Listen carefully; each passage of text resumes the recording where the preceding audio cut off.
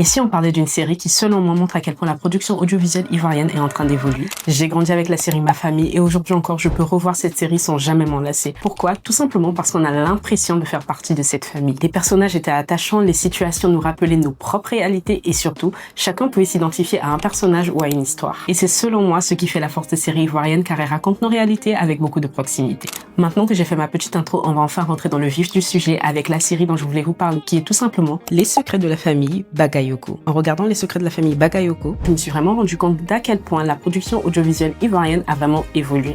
Visuellement, c'est très beau, les décors sont magnifiques, la production est soignée, le montage est très propre, la photographie est vraiment réussie. En revanche, j'ai été un peu moins convaincue par le jeu de certains acteurs, pas tous bien évidemment, mais certaines interprétations, elles m'ont un peu sorti de l'histoire. Et quand le jeu manque de naturel, l'émotion fonctionne moins. Et j'ai aussi trouvé que vers la fin, le scénario devenait un peu plus prévisible, l'intrigue perd un peu en surprise et certaines choses auraient pu davantage être développées. Mais je dis tout ça parce que je crois sincèrement au potentiel des productions ivoiriennes.